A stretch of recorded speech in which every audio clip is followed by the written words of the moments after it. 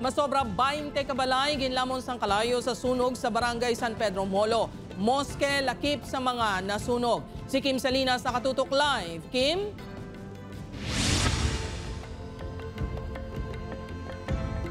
Jert, napuhag ang mga residente sang barangay San Pedro Molo matapos naglabot sa 4th alarm ang sunog sa barangay subong adlaw. Makita ng pagkinarankaran sa mga pumuluyo sa barangay San Pedro Molo matapos ginlamon sang kalayo ang masobra 20 nga magkaiping nga mga panimalay pasado alas 12 kay inasang udto. Makita naman sa sininga aerial video ang tuman kadamol nga aso kag malapad nga sakop sang sunog. May pila ka mga pumuluyo nga nagbulig palong sang kalayo kag may pila nga naghingagaw pa salbar sang ilang mga kagamitan. Apang si Romena, nagatulo na lang ang luha bangod ginubos gid sang kalayo ang ila balay.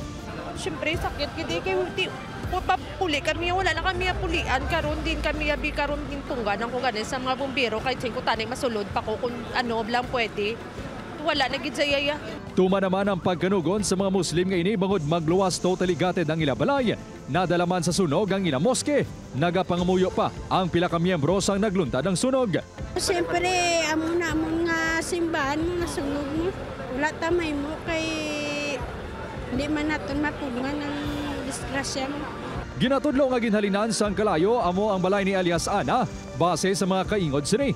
Sa panaysayon sang bana ni Rochelle, wala sang tao ang balay ni Ana sang nagluntad ng sunog. May lupok man ini nga nabatian. Dali-dali man ginsalbar sang yabana ang duwa nila ka bata nga una ginpayag na trap sa sulod sang ila balay.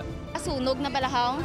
Tapos nagwa pa sa, tapos nagdumduman niya may mga bata. Sulod yung balikan niya itong mga bata. Iyaging guba yung likod balay, kinatrap na sila mo. Samtang, masobra naman anom ka persona ang napilasan bangod sa sunog. Lakip diri ang mga residente kag responders. Pila sa ila ang napakit ang panit matapos maigo sa sin. May pila naman nga nagtaas ang blood pressure. Gilayon man sila, ginpatuhuyan sang nagakaigo nga pagtamod. May mga patient man mismo nga suspected for stroke.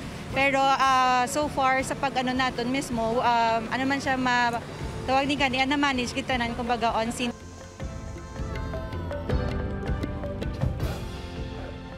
Jert, sa inisyal nga investigasyon sang BFP naglabot na sa 3.6 million pesos ang kabugusan nga danyos nga ginbilin sang sunog.